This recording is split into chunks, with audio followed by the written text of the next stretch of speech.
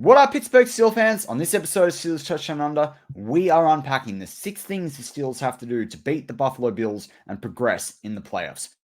All right, so Mike Tomlin in the last 24 hours held his press conference where he identifies all the different things that the Steelers have done well in their previous game, the injuries they're facing, and gives you a bit of a synopsis of what the other team that they're facing. In this case, it's this week's Buffalo Bills. Obviously, what are the things that they're doing great?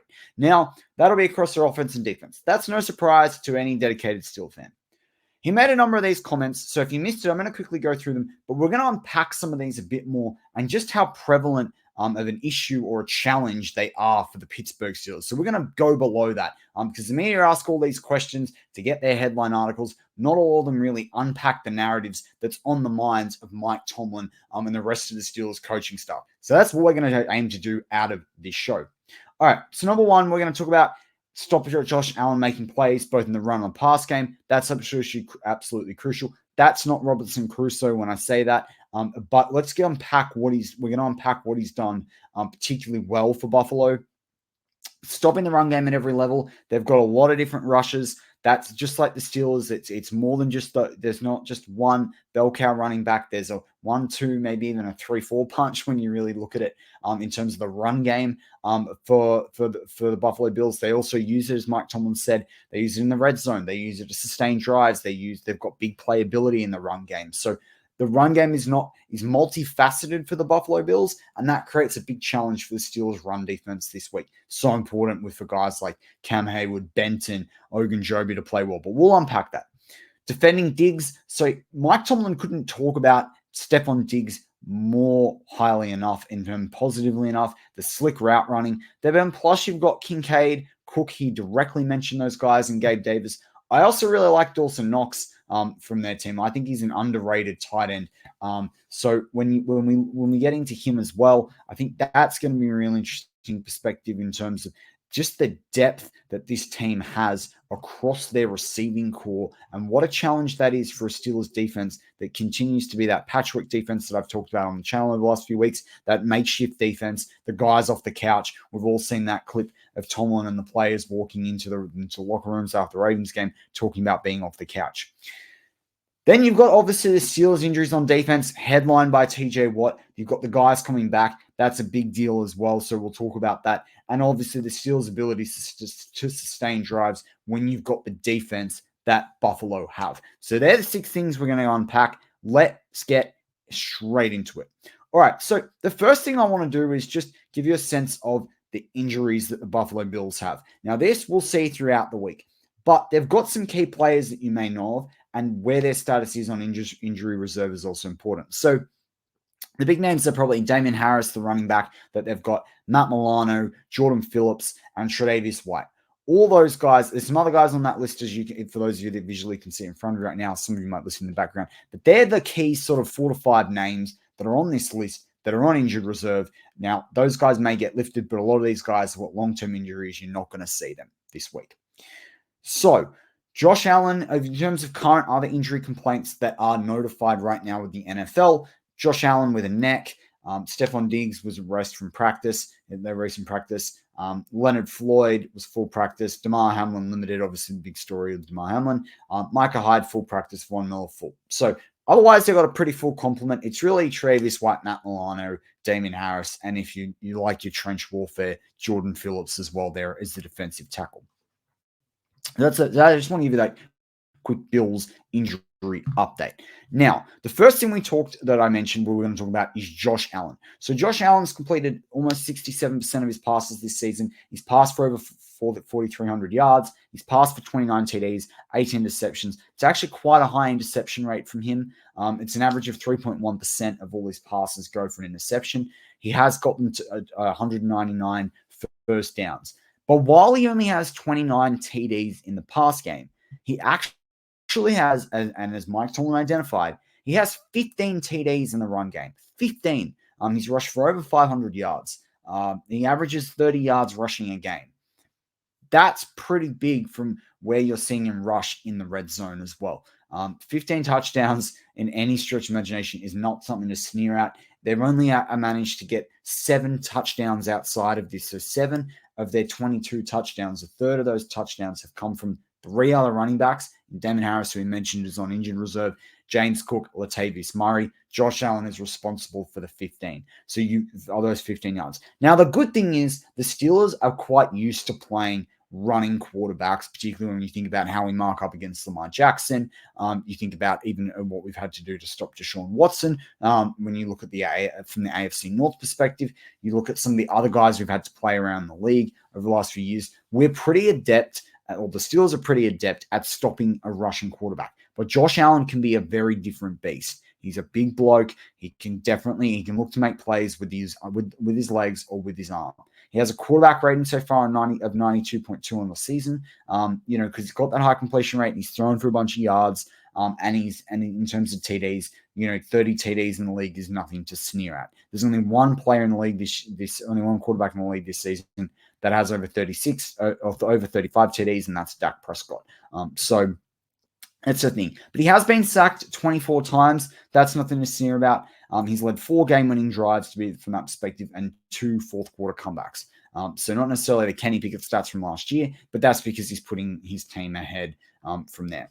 Now, when Mike Tomlin talked about the run game, he talked about James Cook, who had a 1,100-yard season in the regular season, 2 TDs, averaged 66 yards per game. But he also talked about the thunder to James Cook's lightning, because James Cook is a smaller running back, under 210. I think he's about 205 right now. 205 pounds is what he came out at, early 200s when he was drafted 2 years ago. But Leonard Fournette is being that, as Mike Tomlin identified, is the thunder to the lightning. Also got Latavius Murray in there. He can do a bit. He can do a bit in the short passing game, same as James Cook. So from that perspective, with these guys in the mix, there's sort of 3 running backs plus Josh Allen.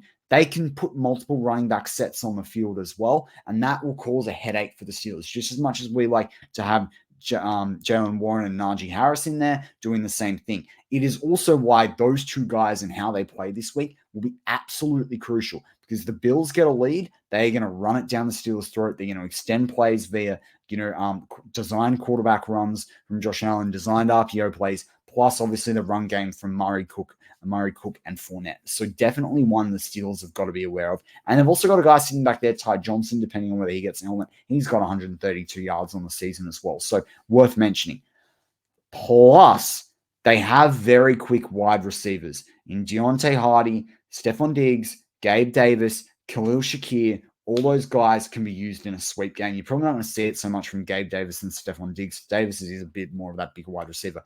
But Khalil Shakir, from what I saw him in college, and Hardy with his speed as well, these guys, that from what I've seen of those guys, they could be in the mix. And when you've got tight ends like Knox and Kincaid that can block, particularly Knox, you're going to have challenges around what are those double tight end sets that they're going to have. They're going to throw a lot of different looks at us. They're going to throw a lot of looks that the Steelers really have in terms of how we go about our business on the Steelers. So stopping that run game, stopping that red zone offense is going to be really, really difficult. And then you throw into the mix the fact that you have the receiving game to challenge as well, because that's a lot of fun for the Steelers when you're playing guys like Diggs, when you're playing guys like Kincaid, when you're playing guys like Gabe Davis. So Kincaid got drafted this year. He was forecast to be a round 1 draft pick. He has had 73 receptions from 91 targets. That is huge in terms of that catch percentage from him at 80.2%. So it'll be really interesting to see if he can maintain that in the playoffs. Diggs has caught 107 balls from 160 targets, pretty huge from him from his 11-yard season. He's averaged 11.1 yards a reception, which is huge as well. 8 TDs, 7 on the season for Gabe Davis, 2 for Dalton Kincaid, 4 for James Cook in the receiving game. So again, you're seeing James Cook used in that short passing game. So not only is he going to be used in the run game, you're going to see him used in terms of how they can throw it out of the backfield. You got Khalil Shakir in there as well, a recent draft pick from them. And you got Dawson Knox. Now, Dawson Knox has seen less ball this season. He's only played in 12 games as well, so he had a few injuries throughout the season. But you've seen him getting less ball because of Dalton Kincaid. But in a must-win game, in a game where you're getting different looks, in a game where I think we'll see double tight end sets, you will see Dawson Knox go for a big play. In my history and watching different Bills, the different AFC matchups, and watching Dawson Knox. I'm a fan of Dawson Knox. He wears 88 like Pat Freemuth. Dawson Knox, when you underestimate him and you forget about him, burns you. It might not be that it's for 50 yards in a game. Certainly not. It might not be a bunch of touchdowns. Look at the stats he's got in the season. But it can be for a big third down here and there. On a big third down play, sorry. It can be for a big first down. And an example of this, too, is look at the first downs right now. He's got 13 first downs. Cook only has 16, despite getting 44 receptions. Khalil Shakir, despite catching 39 balls, has 26 of those. So you're seeing a lot more out of that in terms of those receptions. Dawson Knox has only had 22 receptions on the season. He's got 13. You look at 45 receptions for Gabe Davis, and he doesn't have 3 times as many, or even he's only got a bit more than twice as much in terms of Dawson Knox. So Dawson Knox is a X factor weapon for me. That's why I'll go on about him, because you can target everyone else. Everyone else is mentioned, but Dawson Knox will hit you where it hurts, particularly late in games when they're looking to extend drives. So that's going to be a real challenge that the Steelers are going to have to take care of. But Mike Tomlin was right, and he's not just sitting there looking at stats, obviously. He's looking at a bunch of tape. They've got a very wide offense. Right now, we're talking, if you count Dawson Knox, there's 6 guys in there that can go in hand and make plays for them on offense, not including Josh Allen. Therefore, this is exactly why, from the Steelers' perspective, you're going to have to make sure that you stop, that your injuries on defense don't hurt you. I loved hearing one of the locker room interviews they had this week with Alan Roberts, who talked about he will not let the Steelers down. He will not let his teammates down. He will not let the city of Pittsburgh down. But he also won't go down there and let everyone down by not being able to play. I love that. Miles Jack is stepping up. Eric Rowe is stepping up. Pat P is stepping up. Minka Fitzpatrick should be back. The thing about the Steelers this week, the biggest thing is obviously TJ Watt being out. But you've got Marcus Golden in there. You've got Nick Herbig. I'm going to love to see Nick Herbig play. We know he's a big player. I'm a big fan of him on this show. We do a reaction takes video, if you're new to the channel, after every single game. And I'm always mentioning Nick Herbig. I feel like I'm mentioning Nick Herbig every second week. Shannon and I talked about Nick Herbig last week on the Global Perspective. So if you missed that, you can go back and listen to that. That's a really interesting take on what Nick Herbig can become. But this week he gets a chance to step up. There's no bigger step up in your rookie year than playoff football. He gets to that. I would rather at the end of this game be saying Nick Herbig's 2 sacks, a forced fumble, are what led the Steelers to a win. That would be so cool to be able to say. And he's going to get that chance to thrive. Alex Highsmith, time for him to step up, to back up his $72 million plus contract. Huge week for the Steelers on defense. But the key thing for them is if they can stop that run game, pressure Josh Allen from the pocket. So making sure Cam Hayward, Larry Ogunjobi, Keanu Benton, Ken Liao get something done, or Ken Loudermilk when he step up. Can these defensive tackles, defensive line guys, even Montravius Adams, depending on how he's situated as well, can these guys pressure the pocket, pressure the run game, pressure Josh Allen? That will be huge. And then, as I mentioned before, when we talk about the Bills and their defense as well, how do the Steelers dominate possession and keep the ball away? So one of the things that you always hear is the best offense is a good defense. But I often like to say, particularly when you're looking at a sport like American football and in the NFL, sometimes the best defense is a good offense, is actually holding the ball, not committing mistakes, and starving the other team in possession. We have talked endlessly over the last 6 weeks on this channel about making sure you convert 45% plus of your third downs, dominating possession, making sure you're sustaining drives. The Steelers have gotten a lot better than at that in the last 3 or 4 weeks, but it was similar when the run game kicked off after the bye. Then they had obviously the awful 3 weeks where they lost a bunch of games they should have won, or at least won half of them, or 2/3 of them, I should say, 2 out of the 3. And they've managed to get that back this week. But that will be crucial this week against a Steelers defense that Mike Tomlin identified as being really big and having a lot of investment at every single level. Now, let's look at the first from a passing perspective. They've got a bunch of guys with a heap of pass defenses. They've got a bunch of guys with interceptions. They've got interceptions goes pretty deep across that roster. The three safeties in Micah Hyde, in Jordan Poyer, Tyler Rapp being an addition from The Los Angeles Rams has been huge for them this year. You've also got a situation where you guys getting tip balls, guys like Ed Oliver, even on the defensive line. From a sack perspective, they don't have a TJ Watt in over 15 sacks, but they do have Leonard Floyd's got 10.5. We saw him on the injury list, so maybe he's got complaints. But you've got Ed Oliver there, Terrell Bernard, AJ Epinesa, Gregory Rousseau. I mentioned Jordan Phillips being on IR. But you've got Jordan Poyer, you've got a bunch of their safeties. They've got heaps of guys that have one sack right now. So it will be super huge for the Steelers offensive line to make sure that Mason Rudolph gets a clean pocket, can get some clean throws away, get some fluidity that Mike Tomlin talks about, but some momentum, make not just fluidity and momentum, but get some consistency on offense will be really huge. And that will start and be piggybacked off the run game. You're playing away, you're playing in Buffalo, you're playing in the cold. You've got Ed Oliver, Gregory Rousseau. Mike Tomlin mentioned investments on the line. Those two guys at defensive tackle, defensive end. They have 26 tackles for a loss between them. Then you look at defensive end Leonard Floyd for them. He's got 9.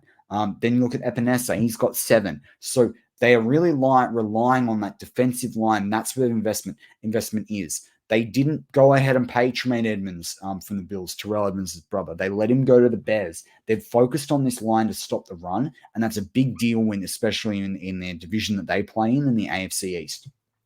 So the Steelers are going to have to be really on tune with that. But again, same thing as I said about giving Mason Rudolph clean pocket, keeping Mason Rudolph clean from a sack perspective.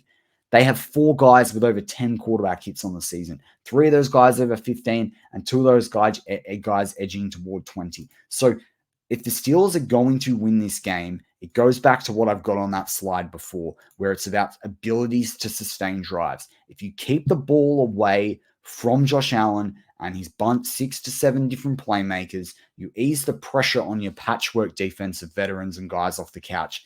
And you give yourself a chance to win by starting the ball and being able to score points. I actually think the unsaid play this week, which most channels won't talk about out there on the internet, will be Boswell. I think Boswell could have a 3 field goal game this week. You might find that Boswell scores 11 or 12 points or even 13 points out of a Steelers like 25, 24 points. Kid you not. And that could win them the game if the defense plays well enough. I think they'll run it down, get into the Bills side of the half. Boswell will kick field goals. I promise you, I feel that in my bones. That's what's going to happen. And that's all right. It's player football now. It's not about position. And it's not about stats on the season. It's win the freaking game. And because the Steelers have this attitude of win the freaking game, that's how it's been the last 3 or 4 weeks. I really like them in this game over the Buffalo Bills. I really do. I think the Steelers have got something coming in here against the Buffalo Bills that is going to pressure the Buffalo Bills. Now, in fairness, the Buffalo Bills haven't lost since week 12. They beat Kansas City. They beat the Dallas Cowboys. They beat the Chargers. They beat the Patriots. And they beat the Miami Dolphins, right? So you can't, that's what's got them to 11-6. They lost their first game of the season. They lost a bunch in the middle. They are an 11-6 team on the season. So they're nothing to sneer at. But they have not lost since week 12. They're coming in on fire, but the Steelers have played must-win football. And I think this is the thing that is going to really help out the Steelers. Now, admittedly, they beat the Chiefs by 3 points. They did smack the Cowboys. They beat the Chargers by 2 points. They beat New England by 6 points. They beat Miami by 7 points. But in these tight-knit games, these close-fought games, I back the Steelers this week. If you're feeling 50-50 as a Steelers fan, feel better than that. Maybe not feel 100%. It's very hard to feel 100% in the NFL. But you should be feeling 80+%. This Steelers team can get it done. But hey, I'd love to hear in the comments from you what you think about these things that Mike Tomlin said. Is there a particular player on the Bills that particularly worries you? Is there an area that Steelers worry you? Or is there an area that Steelers you think are just so much better than the Bills and that's their key to victory? I'd love to hear that from you. Hit that like button if you did like the show too. It helps me know what sort of content you like. And if you're not a sub to Steelers Touching Under yet, whether it's your first video, your 10th video, your 50th video, your 100th video, because we're getting up to 200 videos on the channel, hit that sub button. We'd really appreciate that. We're on the drive to 500 by the end of the season. So help us get there. We're trying as hard as we freaking can. But as always, go Steelers.